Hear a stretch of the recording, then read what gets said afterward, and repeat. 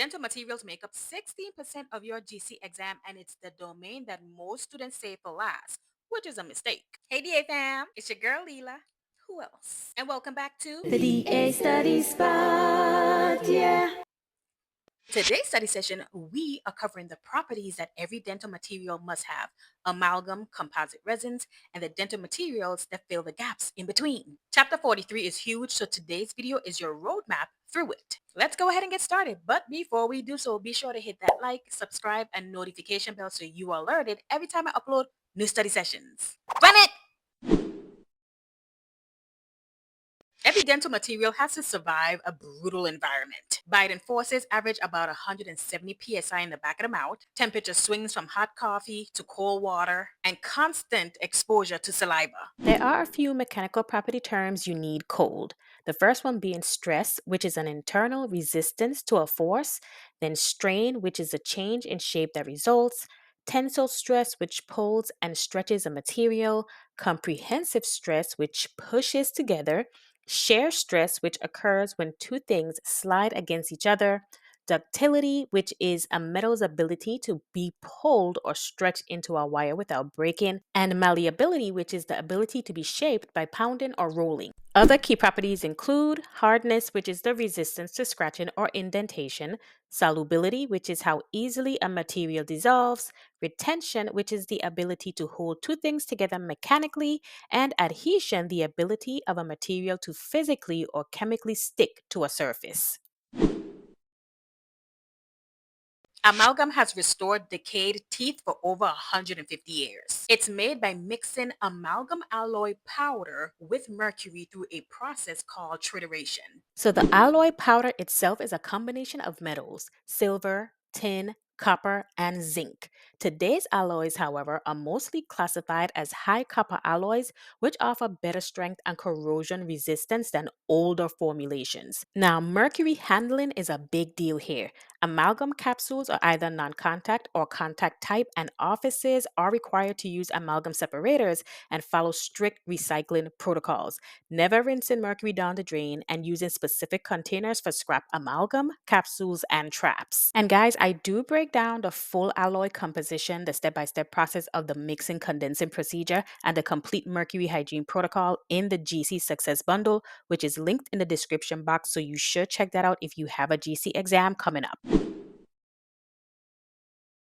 Composite resins is the most versatile and widely used restorative material in dentistry today. And they're made up of three core components, starting with the resin matrix. That's the organic flowable base, most commonly bisgmas, your fillers like inorganic particles like quartz and glass that add strength, coupling agent that chemically bonds the filler to the resin matrix. Then you have your composites, which are classified by their filler particle size. So you'll hear terms like macrofilled, microfilled, hybrid, and nanofilled. Each has different strength, polishability, and use cases, which is exactly the kind of comparison question that shows up on your exam. Now, composites harden through polymerization, light cured using a curing light, self cured through a chemical reaction, and some materials are dual cured, combining both.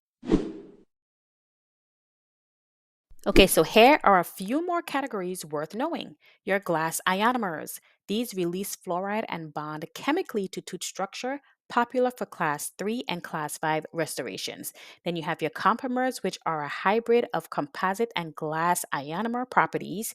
Your flowable, which are composites that have a lower viscosity and they're useful for like small preps and sealants. Then there's your intermediate restorative material or your IRM. This is a reinforced zinc oxide eugenol material and it's used as a temporary restoration when a tooth needs to function for an extended period before its final restoration. Lastly, your provisional restorative materials like acrylic resins. These are used to cover a prepared tooth for a short clinical window, such as between a crown prep and the final cementation appointment.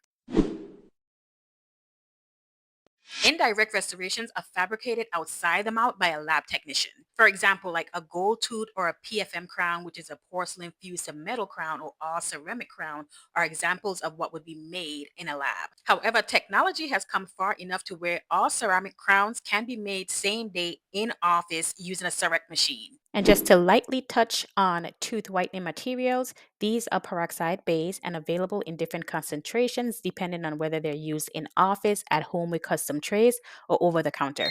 I did cover the assistant's role in whitening back in the chapter 48 video, and this chapter just adds a little material science behind it, so you could definitely check that video out if you haven't already. All right, besties, and that's chapter 43. Material properties, amalgam, composite resins, glass ionomers, temporary and provisional materials, indirect restorations, and whitening. This is dental materials, 16% of your GC exam, and it is packed with terminology the exam loves to test. To get the full amalgam alloy composition chart, the complete composite classification breakdown, and step-by-step mixing procedures, they're all located in my GC Success Bundle, which is linked in the description box, and I will have it pinned below. If you found this video helpful, be sure to hit that thumbs up button, subscribe, and share with a DA bestie, and I will see you both at the next study session. Bye. The DA Study Spot, yeah.